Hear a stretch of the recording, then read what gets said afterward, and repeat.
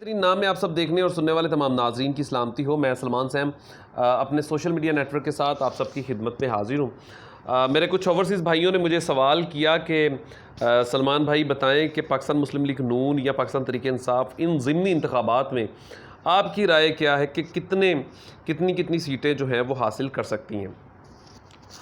سب سے پہلے تو بھائی میں آپ کو بتانا چاہتا ہوں کہ اس وقت عمران خان صاحب کا بیانیہ وہ ہے وہ سر چڑھ کے بول رہا ہے، تو آپ کو پاکستان مسلم لیگ نون کے کوئی بڑی لیڈرشپ جو ہے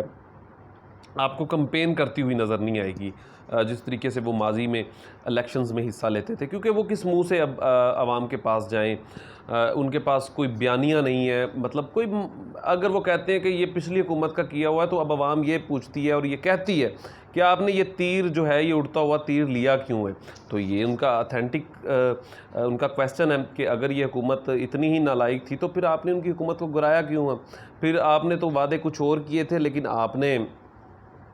آگے آ کر کچھ اور کیا ہے۔ تو یہ بہت سارے اب سوالات جو ہیں یہ اب پیدا جو ہیں ہو چکے ہیں، تو ان کا جواب دینا ان کے لیے اب کافی مشکل ہو چکا ہے۔ اب اسی اگر نقطہ نظر سے دیکھیں تو پاکستان مسلم لیگ نون کے لیے مشکلات جو ہیں وہ پیدا ہو چکی ہیں، اور دوسری بدقسمتی کے ساتھ اسی طریقے سے پاکستان پیپلز پارٹی کے لوگوں نے اور جماعتیں جو ہیں وہ حصہ لیتی تھی، انہوں نے اپنی بھی سیاست کا بیڑا غرق کر دیا ہے۔ خاص طور پر پاکستان پیپلز پارٹی کے جو چند ایک ووٹ تھے اب وہ بھی ختم ہو چکے ہیں، کیونکہ میری کچھ جب آف دی ریکارڈ لوگوں سے بات ہوئی تو انہوں نے کہا کہ پہلے تو ہم کو دیتے تھے، اس سے اچھا پھر ہم پی ٹی آئی کو ووٹ دیں گے۔ تو یہ چیزیں جو ہیں اب بڑی جو ہیں وہ سامنے آئیں گی، لوگ ریئیکٹ کر رہے ہیں۔ دوسری بات آپ کو بتاؤں کہ مہنگائی جو پیٹرول کی 3 دفعہ جو قیمتیں بڑھی ہیں نا، اس کی وجہ سے پاکستان مسلم لیگ نون کو سب سے زیادہ جو نقصان ہونا ہے وہ پاکستان مسلم لیگ نون کا ہے۔ آپ دیکھ سکتے ہیں کہ 3 دفعہ قیمتیں بڑھنا اور بڑھنے کے بعد اس وقت مہنگائی جس جگہ پر پہنچ چکی ہے، اور ماضی میں ان کے خود کے بیانات تھے کہ جب پیٹرول کی قیمتیں بڑھتی ہیں، ڈالر کی قیمتیں بڑھتی ہیں تو یہ دوسروں پر الزامات لگاتے تھے کہ حکمران چور ہیں، یا جس طرح کا ماضی میں پاکستان تحریک انصاف نے الزام لگایا ہے کہ یہ چور ہیں، تو اسی طریقے سے اب وہی باتیں ان پر کی جا رہی ہیں۔ اب ڈالر کا ریٹ بھی آپ دیکھیں کس بلندی پہ پہنچ چکا ہے۔ اچھا، اب میں آپ کو پوائنٹ ٹو پوائنٹ بتانا چاہتا ہوں کہ اب ہوگا کیا اگر تو کوئی بھی کسی بھی قسم کی، یہ بات بڑی تلخ ہے اور یہ حقیقت ہے کہ کوئی بھی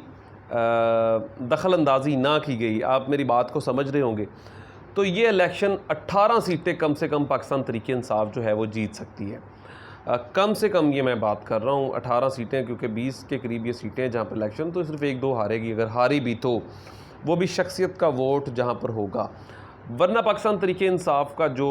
کہہ سکتے ہیں کہ ووٹ بینک ہے وہ بڑا اس وقت چارج ہو چکا ہے، وہ لوگوں کو خود گھر سے نکالنا بھی چاہتا ہے، وہ لوگوں کی غصہ پایا جا رہا ہے۔ اب ان کے ساتھ اور بھی لوگ جو مہنگائی کی وجہ سے ہیں وہ بہت پریشان ہو چکے ہیں۔ تو بس ایک ہی بات کرنا چاہوں گا، جس طریقے سے آج سے الزامات بھی شروع ہو چکے ہیں، یاسمین راشدہ صاحبہ نے جس طریقے سے الزام لگایا ہے لاہور والی سرکار پر، تو اسی طرح اور بھی بہت سی جگہوں پر یہ اب الزامات جو ہیں وہ شروع ہو چکے ہیں۔ تو اگر کسی قسم کا انٹرفیئر نہ ہوا تو پاکستان تحریک انصاف میری نظر میں، صاحب میری رائے ہے، رائے دینے کا حق رکھتا ہوں، کیونکہ مہنگائی کی وجہ سے، اور بیانیے کو چھوڑ دیں، مہنگائی کی وجہ سے یہ عوام میں جا کر اس طریقے کا بیانیہ کریٹ نہیں کر سکتے جس طریقے سے ماضی میں پاکستان مسلم لیگ نون کرتی تھی، کیونکہ عوام بار بار ایک ہی بات کرتی ہے، انہوں نے یہ تیر کیوں لیا،